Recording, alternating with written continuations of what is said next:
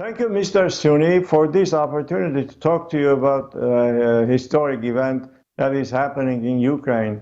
Russia waged a full-scale war against Ukraine, and the Russian troops are attacking not only military targets, but also civilian infrastructures, including residential buildings, districts.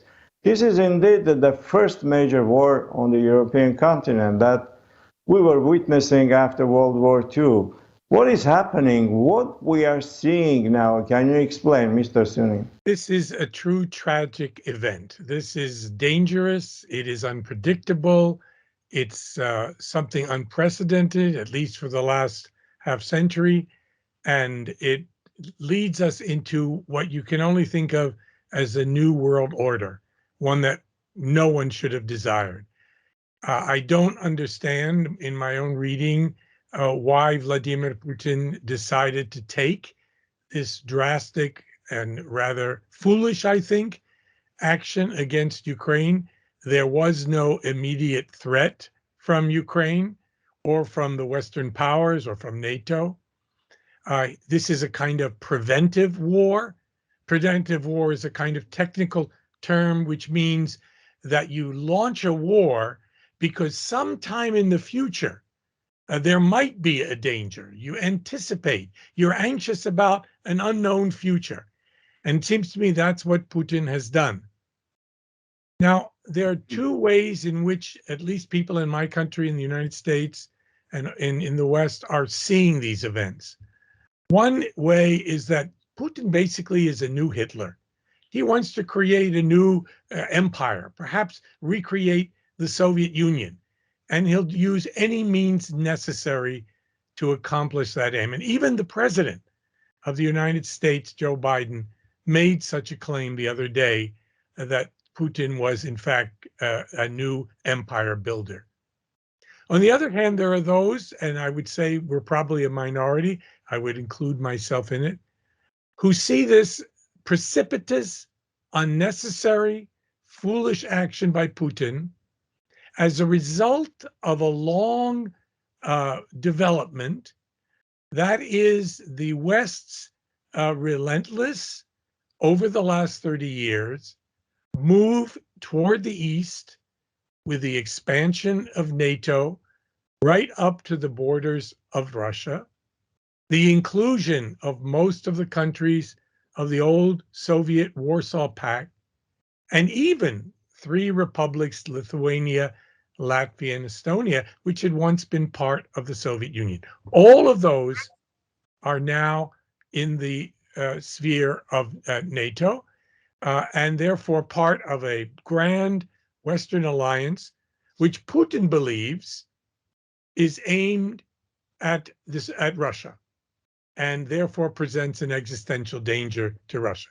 Putin is claiming that there was no Ukraine, that Bolsheviks created Ukraine. By the same logic, he can claim that there was no Armenia, no Georgia, no Kazakhstan, and invade those countries, making them part of the Russian Federation or in some other form. What do you think about this future? I think that's a misreading of what Putin is doing. I think he uses these kinds of strange concocted histories, all of which I've not only read but listened to as he made these grand speeches. He uses them as a justification for his policies, and to convince the Russians that this is all Russian citizens, that this is a legitimate move toward the invasion that he's now engaged in. Now, it'd be very hard for him to make a claim that Georgia, Armenia, in particular, or the Baltic countries, all of which once were independent, were creations of the Bolsheviks, or that they didn't have histories of their own. I would put it this way. Putin says in those histories of his that the Ukrainians, and I guess also the Belarusians, so he doesn't mention them specifically, and Russians, great Russians as they're sometimes called, are all one people, right? They share a culture. They have languages that they share together, etc. But he does recognize, of course, he has to, and he's perfectly aware that these are separate states, that if he crosses boundaries and invades, he's doing something so much against international law that it will bring a very serious reaction from the rest of the world. So he's aware of that. I liked very much his bizarre idea that Ukraine was created by the Bolsheviks. You know, here I think what Putin is mixing up is how states are created and how nations are made. States, of course, are institutions. They have armies, they have bureaucracies. You can go to the offices of the state. A nation is something much more amorphous, less easily defined. A nation is a group of people. And it's a group of people that believe that they are not only a nation, but they deserve to rule themselves. And they deserve a piece of the world's real estate, namely their homeland. So a nation is based on a belief that we are something different from others and that we, inside the nation, are more like one another. Yeah, Armenians feel that, Ukrainians feel that. Now, Putin would argue that Ukrainians don't have this feeling because the state of Ukraine, historically, and particularly in the last 30 years, has been deeply divided between Russian speakers and Russians on one side, and Ukrainian speakers and Ukrainian ethnic Ukrainians on the other side. But still, what Putin has done, and people all over the world are noticing this, has made Ukraine more ethno-national, more Ukrainian, and more anti-Russian ever since 2014 when he took Crimea. Right? If I took off, I said, I don't want to kill you, but I just want to take your right arm off, you would resent me and hate me for the rest of your life. And Ukrainians are like that. They don't like the fact that pieces of their territory, the Donbass, Donetsk and Luhansk, Crimea, and God knows what will follow this invasion, are being taken away from them. What do you think, Mr. Suny? What would be an impact on Armenia? This war, how major it is for Armenia? Armenia is somehow part of the Russian-created institutions like CSTO, Eurasian Economic Union. Do you think Armenia will be forced to join the United States? I'm sorry, as muscle one connect. Do you think Armenia will be forced to join the Union State with Belarus and Russia? First of all, this was an invasion by the Russian army, not by the joint forces of the Union, of the alliance that Russia has formed with Armenia, Kazakhstan, and so forth. So I don't think that any rhetoric has been that this is somehow an event that Armenians have to join. But having said that, I would say this is a disaster for Armenia, because Armenia's major ally, the one that is currently standing between Armenia and Azerbaijan in Karabakh, in fact, is Russia. And look where this leaves Armenia. The two major powers in its hostile neighborhood, with Turkey on one side and Azerbaijan on the other, the two major powers on which Armenians can rely for protection, for fuel, etc., are two powers which are despised and hated in the West, Russia and Iran. So Armenia is in a very precarious position. It's a country that sees itself as part of the West, that if things were different, it might itself desire, as it once did, membership in NATO or the European Union, which are kind of utopian goals, but still there were such aspirations. But now it's totally dependent on Russia, and Russia is making itself a pariah state, an outcast in the international arena. Very interesting indeed. Economically, we know that very tough sanctions are imposed against Russia now, and as we know, thousands, perhaps hundreds of thousands Armenians are working in Russia. Also, Russia is a huge market for Armenian goods. And they are exporting agricultural goods and all kinds of other products. How big will the impact on the Armenian economy? Well, first of all, these sanctions that are being imposed on Russia have not worked so far to deter Russian actions. Putin believes, I think, that his security interests are so great and the situation that he's in is so dire that he will act against his own immediate economic interests and accept the punishment that these sanctions will impose on Russia. So there are Armenians in Russia. There are also, by the way, Armenians, including one very wealthy oligarch, at least, in Ukraine. And this situation will hurt those Armenians living in that Slavic diaspora. There's no question about that.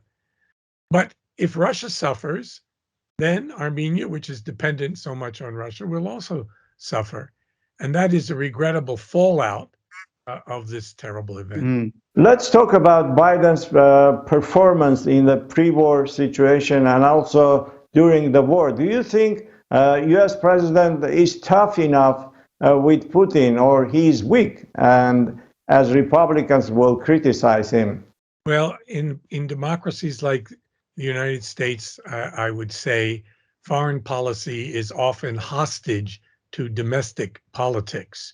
And Biden is restrained in what he can do. He has to, as you just mentioned, realize that the Republican Party will accuse him of appeasement, of being a kind of Neville Chamberlain figure if he makes any serious concessions to the Russians. So he's restrained in certain ways. He's handled the situation, I think, as well as could be expected in one way. That is, he's been tough on Russia. He's made no serious concessions to the real desires of Putin. That is, the idea that of making a public statement or guarantee that Ukraine will never be a member of NATO. The Americans and the Europeans have refused to do that. NATO has refused to do that, or to lessen their presence in Eastern Europe, where the Americans have placed rockets in Poland and Romania. So they haven't made those serious concessions. They did suggest, the Americans, Biden administration, that they would consider negotiating over arms limits in the NATO area in Eastern Europe, and that serious consideration of new treaties. The United States abrogated in 2001 under George W. Bush the ABM Treaty, the Anti-Ballistic Missile Treaty, which was a foundation of the anti-nuclear war structure. We unilaterally abrogated that. And then under the Trump administration, we abrogated another important treaty that restrained smaller rockets as well. So we've made some moves that Russia has found very, very unpleasant, negatively affecting their defense. So the Biden administration said, yeah, okay, we'll reconsider some of these things. We'll talk about that. That wasn't apparently enough for Putin.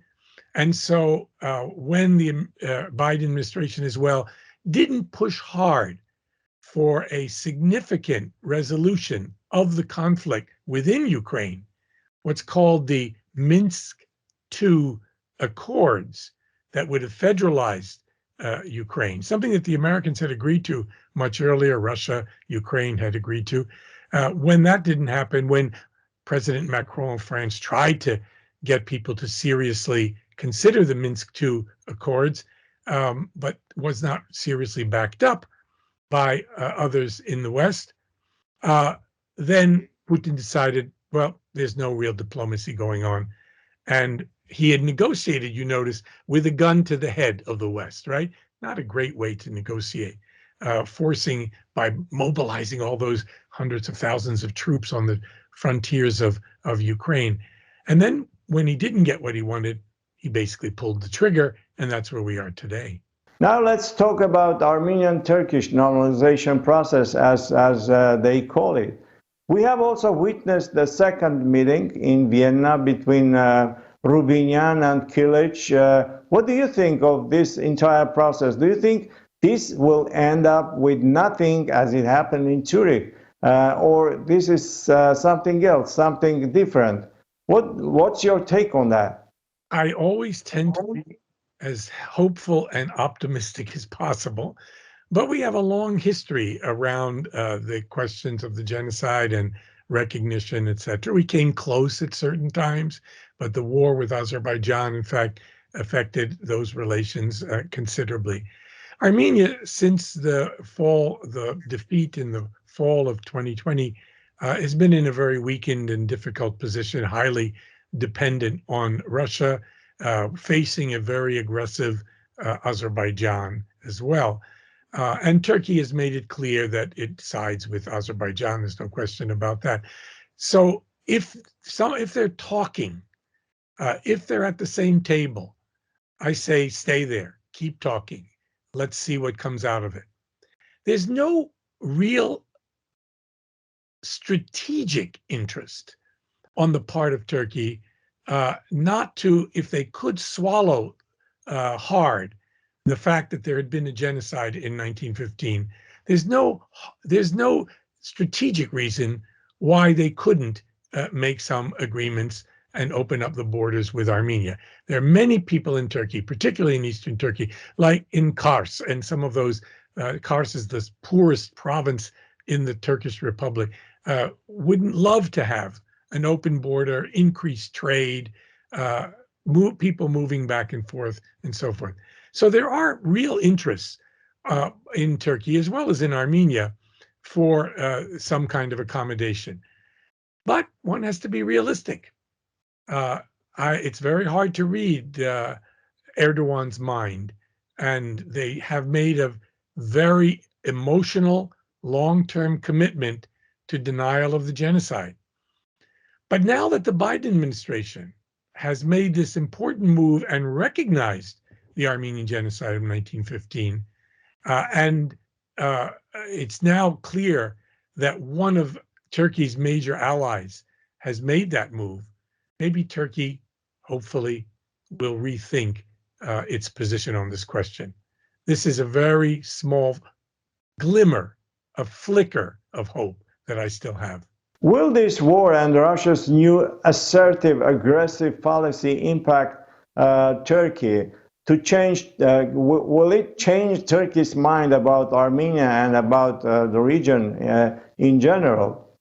You know, when the war between Azerbaijan and Armenia occurred in Karabakh a year or so ago, this was, of course, a defeat for one of Russia's relatively loyal allies, namely Armenia.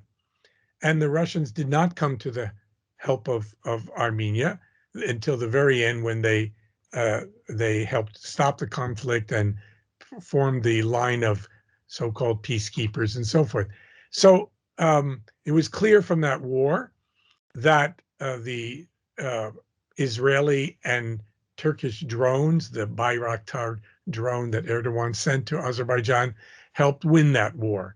And by the way, Erdogan has sent those same drones to Ukraine, which is also something that is provoking Putin as well. So, you know, maybe this is a way, if this war is very successful, if it's a rapid victory in Ukraine for Russia, it'll be a warning to other powers, Azerbaijan, the Baltic states, Belarus, of course, Kazakhstan, etc., that Russia's back, and it's willing to use its new might to keep people in line and reassert its own interest in what it always has considered its own sphere of influence, namely the former Soviet Union. And do you think that this newly signed Azerbaijani-Russian military pact is within the context that you just mentioned? Why did Aliyev suddenly go to Moscow to sign this military pact? It's a major military pact, and Armenia is worried that this is something equal to, perhaps something equal to what Armenia has signed with Russia about friendship and military cooperation, mutual defense pact with Russia. What do you think? What is this military pact all about? Russia has always taken a position vis-a-vis the Armenian-Azerbaijani Karabakh conflict that it has actually sold arms to both sides. Even though it's closer to Armenia and it can depend more on Armenia, it has never totally alienated Azerbaijan. So as part of the whole solution in the Caucasus, as the great mediator, as Russia might see itself, as the one that stands to prevent war between these two former Soviet republics, Russia moved to consolidate its position by signing this pact with Azerbaijan. It's not great for Armenia, obviously, whenever the Russians lean toward Azerbaijan, but it's not new, is it? It's happened before in the selling of arms, allowing the war in 2020 to go on until Armenia was quite defeated before the Russians intervened. So they're an ally. The Russians are allies of Armenia, but this is not the old Soviet Union. This is a foreign state that has its own interests, and Russia will consider its own interests paramount over the interests of even its allies like Armenia. What I'm trying to say is this mutual pact that has also a component of mutual defense. In case a third country is attacking one of the countries, they help each other. Do you think this will cancel what Armenia has with Russia already? For example, if Azerbaijan attacks Armenia, then the Russian-Armenian military pact will not work because they have the same pact with Azerbaijan. Is this the case? Russia does not want war between Azerbaijan and Armenia. And you notice that during the last war, the Russians did not come in because the Azerbaijanis very carefully did not enter Armenia. And their agreement is that they will come to aid of an ally if its own territory is threatened. And that didn't happen. The whole battle was supposed to be limited to Karabakh. Now, there's been a lot of incursions lately by Azerbaijan into Armenian territory since the end of that war, and the Russians haven't done much about that. So I would say, and my advice to Armenians would be, think carefully about this alliance. Think carefully about how much dependence and how much you can depend on even powerful allies like Russia, because it will consider first its own interests, and it has a similar pact with Azerbaijan. So you're in a relatively difficult position, and there's no one out there besides Russia who seems to be able to come to Armenia's aid.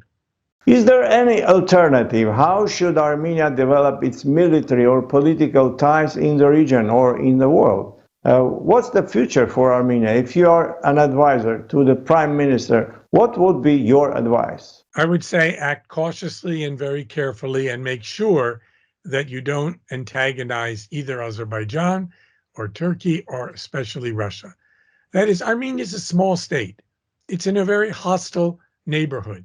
It is a victim of other powers, and it has to act extraordinarily cautiously.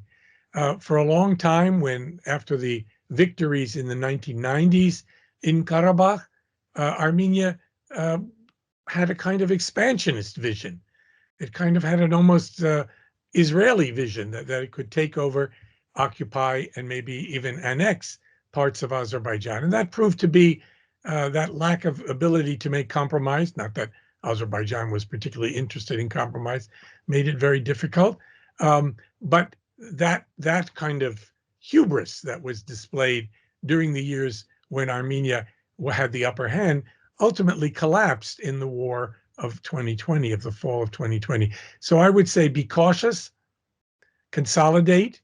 Armenia has great resources of its own. Its resources are its own people, but it is a country that has often been, in its long history, which I've taught for many, many years, a victim of the interest of great power.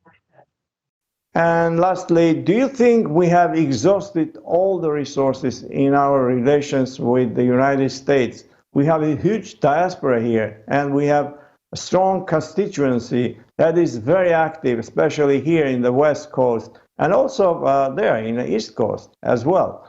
What do you think? Did we exhaust all our resources, or maybe we are not utilizing everything properly, all powers that we have here to help Armenia? What is your take on that? The diaspora is certainly a resource for Armenia. There's no question about that, and it has influenced American policy. The genocide was recognized, a number of other victories, the aid given to Armenia. We have friendly relations between America and Armenia. All of these things are important, and they are part of the relationship that we have with the diaspora as well. So those are good things. But it seems to me, if I were to advise, and I'm in no position to do that, the diaspora, I would say make efforts to make Armenia stronger internally, fight corruption, promote democracy, help institution building, work on things like the judiciary, independent judiciary in Armenia, work and support more the free press of Armenia. Armenia is an amazing little country. Whenever I've gone there, I've been impressed how strong civil society is, how even when the Armenian government was more or less repressive under the former regimes of Sarkisyan and Kocharyan, when in fact the Armenian government even shot and killed demonstrators, their own people at one point. Even when such things happen, Armenians, normal Armenians, civil society, were unafraid. They still had meetings, still had protests, they have institutions, they have conferences, they have a strong academic life, and they go on.